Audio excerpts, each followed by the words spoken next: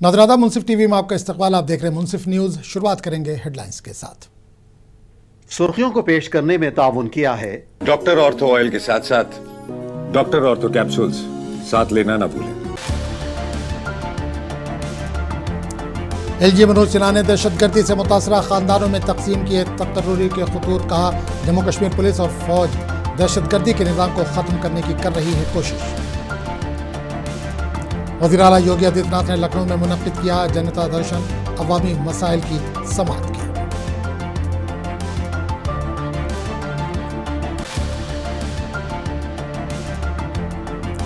दिल्ली के वज़ीर आला रेखा गुप्ता ने बजट इजलास से पहले खीर की तकरीब मुनक्किद की। कहा, बजट तरक्की को तेज करने और बुनियादी ढांचे को मजबूत बनाने पर तवज्जो मरकूज करेगा।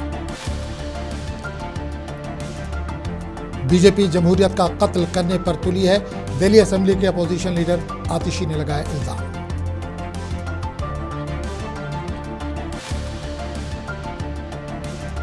रुकने पार्लियामेंट मनीष तिवारी ने कहा, मगरबी एशिया का तनाज़ा खतरनाक तरीन मरहले में दाखिल हो चुका है। हर किसी को डायल डाउन करने और सिफारतकारी को मौका देने की है जरूरत। न्यूयॉर्क के एक हवाई अड्डे पर एयर कनाडा का तैयारा गाड़ी से टकराया। पायलट और को पायलट हुए हलाक।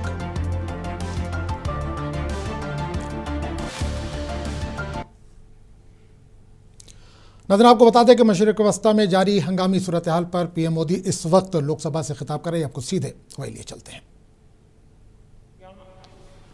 आर्थिक भी है, नेशनल सिक्योरिटी से जुड़ी भी है और मानवीय भी है। युद्धरत और युद्ध से प्रभावित देशों के साथ भारत के व्यापक व्यापारिक रिश्ते हैं। जिस क्षेत्र में युद्ध हो रहा है वो दुनिया के दूसरे देशों के साथ हमारे व्यापार का भी एक महत्वपूर्ण रास्ता है। विशेष रूप से कच्चे तेल और गैस की हमारी जरूरतों का एक बड़ा हिस्सा यही क्षेत्र पूरा करता है। हमारे लिए ये रीजन एक और कारण से भी अहम है। लगभग 1 करोड़ भारतीय खाड़ी देशों में रहते हैं और वहां काम करते हैं। वहां समंदर में जो कमर्शियल शिप चलते हैं उनमें भारतीय क्रू मेंबर्स की संख्या भी बहुत अधिक है। ऐसे अलग अलग कारणों के चलते भारत की चिंताएं स्वाभाविक रूप से अधिक है। इसलिए ये आवश्यक है कि भारत की संसद से इस संकट को लेकर एक मत और एकजुट आवाज दुनिया में जाए।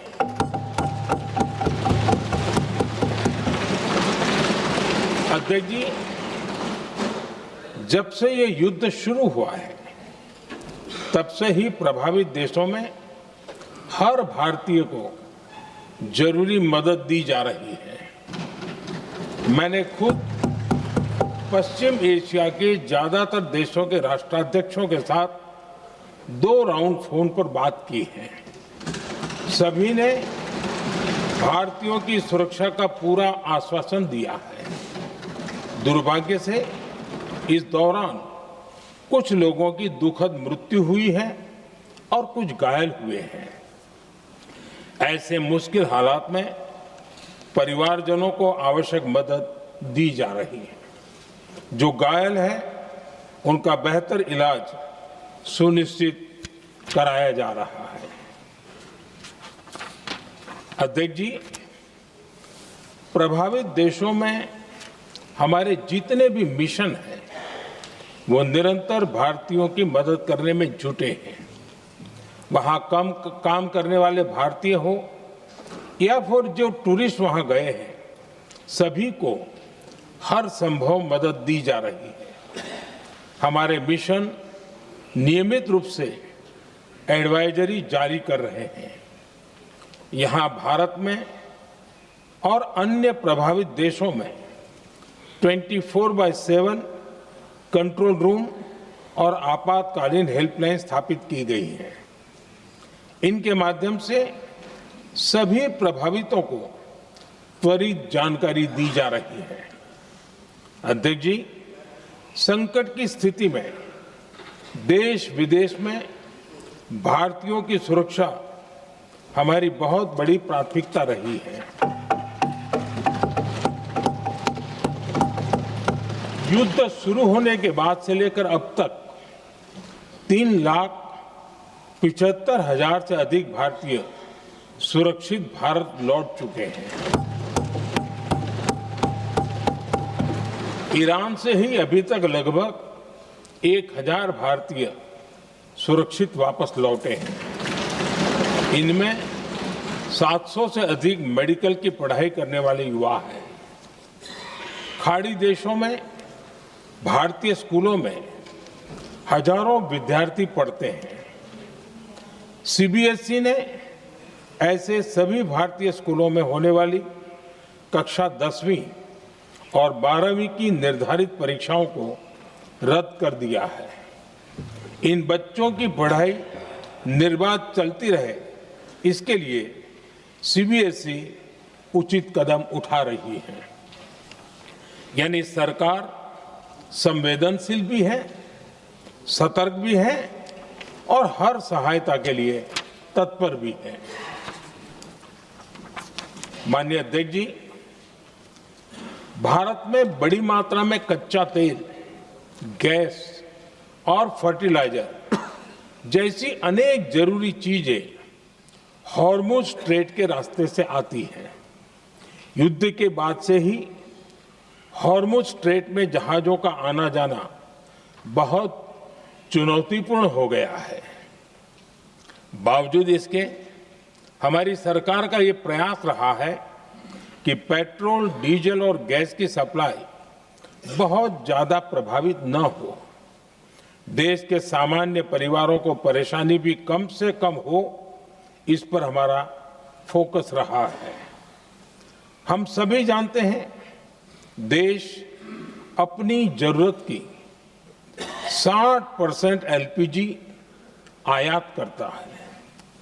इसकी सप्लाई में अनिश्चितता के कारण सरकार ने एलपीजी के डोमेस्टिक उपयोग को प्राथमिकता दी है।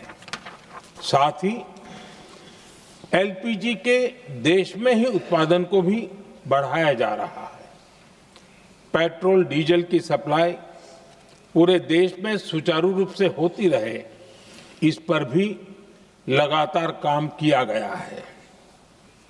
अध्यक्ष जी, आज की इन परिस्थितियों में एनर्जी सिक्योरिटी को लेकर बीते एक दशक में उठाए गए कदम और भी प्रासंगिक हो गए हैं।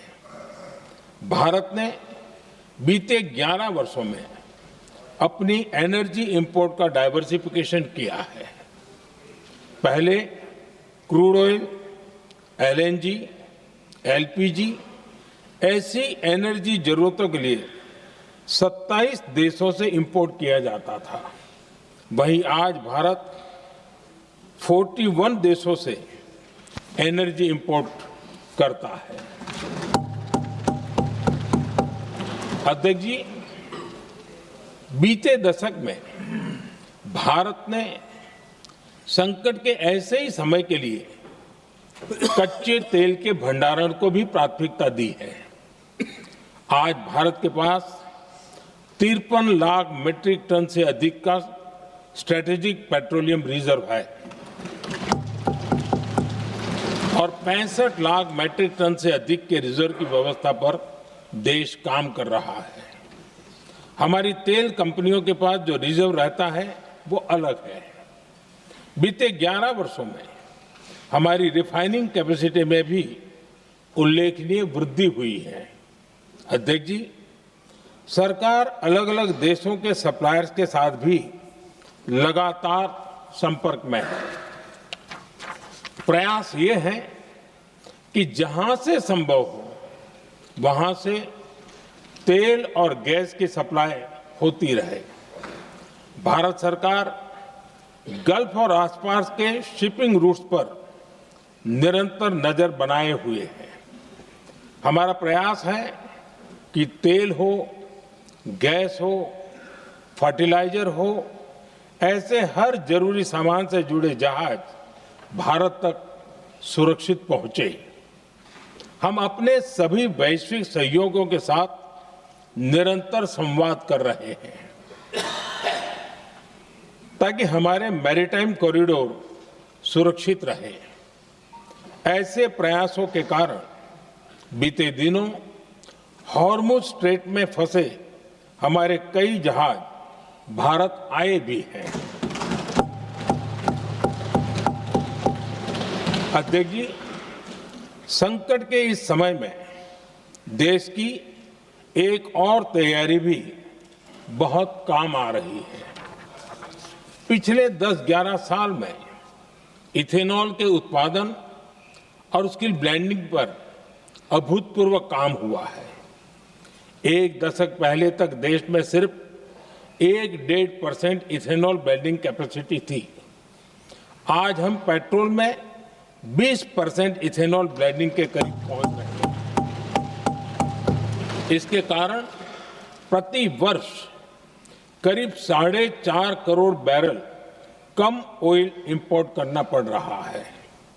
ऐसे ही रेलवे के बिजलीकरण से भी बहुत बड़ा फायदा हो रहा है।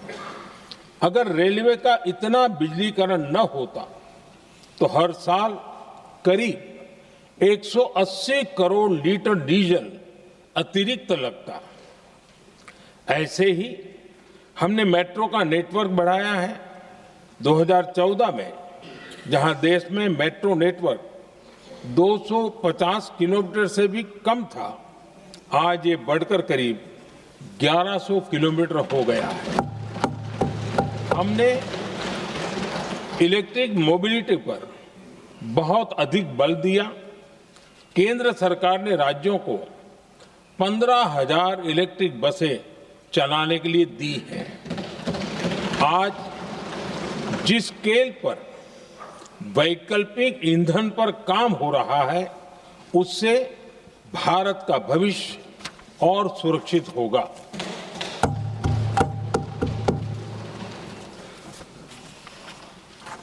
आदरणीय अध्यक्ष जी, हम जानते हैं कि एनर्जी आज इकोनॉमी की रीढ़ है और ग्लोबल एनर्जी नीड्स को पूरा करने वाला एक बड़ा सोर्स वेस्ट एशिया है। स्वाभाविक है कि दुनिया भर की अर्थव्यवस्था वर्तमान संकट से प्रभावित हो रही है।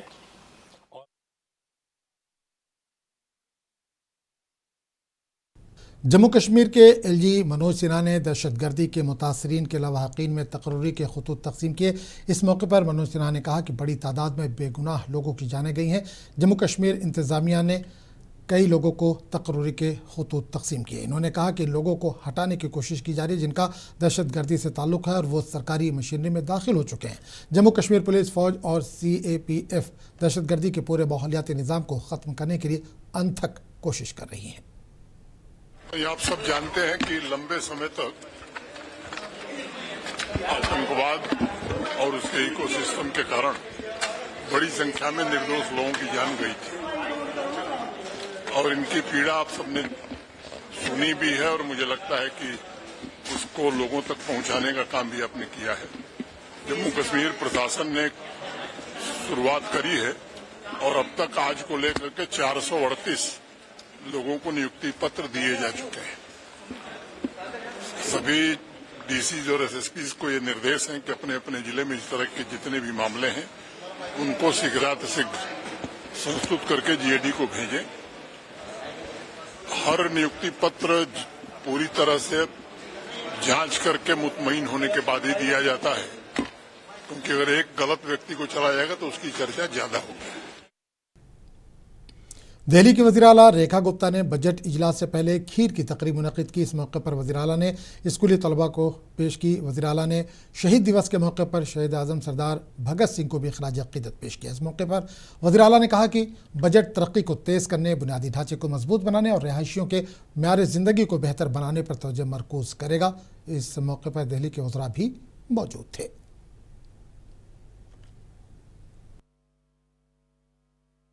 दो 2026-27 हमारी सरकार का ये दूसरा बजट दिल्ली के विकास की गति बढ़ाने वाला, दिल्ली में रह रहे लगभग 3 करोड़ लोगों को सुविधाएं देने वाला, इंफ्रास्ट्रक्चर देने वाला और उनके जीवन स्तर को ऊपर उठाने वाला बजट होगा। ये बजट दिल्ली के विकास को और अधिक गति देते हुए दिल्ली की एक पॉजिटिव इमेज, एक ऐसा एनवायरनमेंट जहां जनसाधारण खुशी के साथ अपना जीवन यापन कर सके, एक ऐसा बजट जिसमें स्टूडेंट्स के लिए बेहतर फैसिलिटीज, एक ऐसा बजट जहां दिल्ली शहर के लोगों के लिए बेहतर स्वास्थ्य इंफ्रास्ट्रक्चर, एक ऐसा बजट जहां बेहतर हवा, बेहतर स्वच्छता, एक हरी भरी दिल्ली। दिल्ली असेंबली के बजट इजलास का आगाज़ हुआ। इस मौके पर वज़ीर आला ने असेंबली में इक़्तिसादी सर्वे 2025-26 की रिपोर्ट पेश की। इस रिपोर्ट के मुताबिक दिल्ली की मजमूई रियासती पैदावार साल 2025-26 में तकरीबन 13.27 लाख करोड़ रुपए तक पहुँचने का इम्कान जाहिर किया गया है। इक़्तिसादी सर्वे में मईशत की मौजूदा सूरत हाल, तरक्की की रफ्तार और मुख्तलिफ शोबों की कारकर्दगी को पेश किया गया है।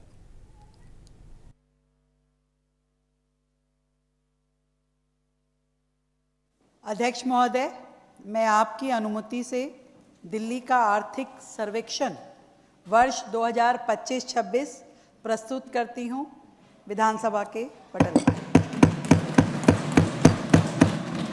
ये आर्थिक सर्वे सभी सदस्यों को नेवा के माध्यम से उपलब्ध करा दिया। दिल्ली असेंबली की अपोजिशन लीडर आतिशी ने इल्ज़ाम लगाया कि बीजेपी जमहूरियत का कत्ल करने पर तुली है। इन्होंने कहा कि असेंबली जमहूरियत का मंदिर है जहां आवाम की आवाज़ बुलंद होती है, जहां हुक्मरान पार्टी और अपोजिशन दोनों अपनी आवाज़ बुलंद करते हैं, लेकिन बीजेपी ने फैसला किया कि अपोजिशन को बोलने नहीं दिया जाएगा। ये जमहूरियत नहीं है, ये जमहूरियत का कत्ल है। भारतीय जनता पार्टी लोकतंत्र की हत्या करने पर तुली हुई है। आज हम दिल्ली विधानसभा के बाहर खड़े हैं। विधानसभा लोकतंत्र का मंदिर होता है जहां पर जनता की आवाज उठाई जाती है। पक्ष भी उठाता है, पक्ष भी आवाज उठाता है, विपक्ष भी आवाज उठाता है। लेकिन बीजेपी ने सोच लिया है कि विपक्ष को आवाज उठाने नहीं देंगे। ये लोकतंत्र नहीं है, ये लोकतंत्र की हत्या है। अगर विपक्ष की आवाज को दबाया जाएगा, विपक्ष के विधायकों को जनता की आवाज उठाने पर 2 महीने तक विधानसभा से निष्कासित किया जाएगा, तो इसका मतलब है कि लोकतंत्र की हत्या हो गई है। उत्तर प्रदेश के वज़ीर आला योगी आदित्यनाथ ने लखनऊ में जनता दर्शन मुनक़िद किया। इस मौके पर आवाम ने इनके मसाइल को पेश किया। वज़ीर आला ने आवाम के मसाइल की समाअत की। अवामी मसाइल को हल करने के लिए मुतल्लका अहदेदारों को फौरी हिदायत भी दी गई।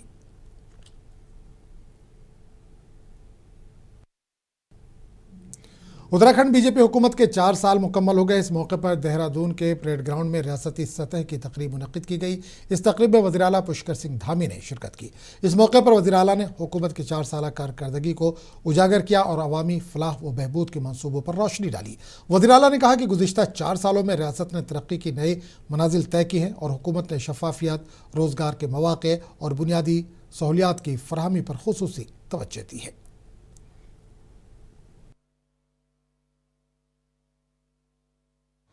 मैं आज के इस अवसर पर आप सभी का 4 वर्ष पूरे होने के अवसर पर इतनी विशाल संख्या में पधारे आप सभी का मैं हृदय से स्वागत करता हूं, अभिनंदन करता हूं।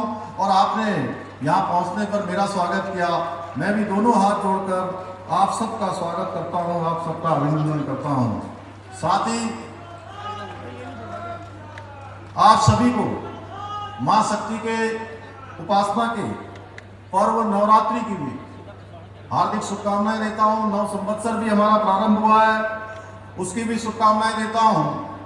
और मां भगवती से प्रार्थना करता हूं कि वह हम सभी पर अपनी कृपा दृष्टि बनाकर रखे। इसके साथ ही मैं इस अवसर पर भारत माता के अमर सपूत सरदार भगत सिंह जी को, राजगुरु जी, सुखदेव जी, उनको भी अपनी भावांजलि अर्पित करता हूं, जिन्होंने आज के ही दिन मां भारती की स्वतंत्रता के लिए हंसते हंसते फांसी के फंदे को चूमा था।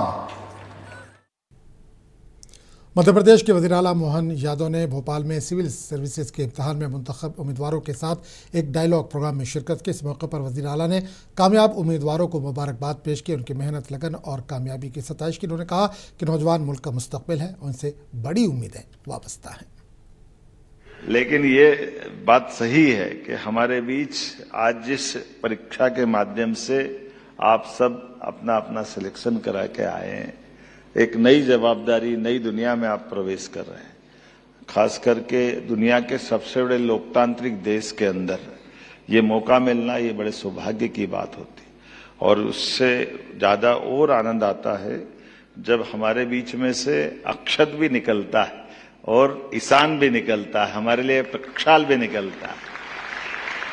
जब टॉप रैंक होती है, उस टॉप रैंक में भी मध्य प्रदेश के बच्चे हैं जिनने अपनी पोजीशन बनाई है। मैं आप दोनों को भी बधाई देना चाहता हूं। मगरबी एशिया के तनाज़े पर कांग्रेस के रुकन पार्लियामेंट मनीष तिवारी ने कहा कि तनाज़ा अपने ख़तरनाक तरीन मरहले में दाखिल हो चुका है। इन्होंने कहा कि हर किसी को डायल डाउन करने और सिफारतकारी को मौका देने की ज़रूरत है। मनीष तिवारी ने कहा कि जंग किसी मसले का हल नहीं बल्कि अमन मुज़ाकरात ही वाहिद रास्ता है जो खित्ते में अमन व इस्तेकाम ला सकता है। The war in West Asia has entered a very critical phase.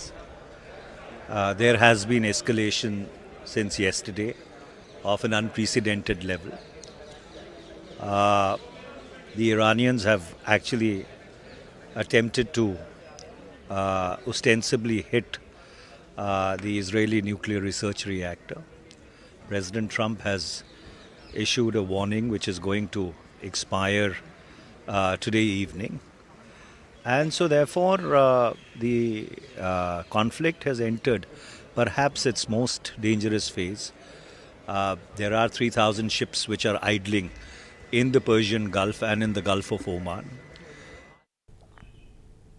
तो इस बुलेटिन में फिलहाल इतना ही। अगले बुलेटिन में आपसे फिर मुलाकात होगी।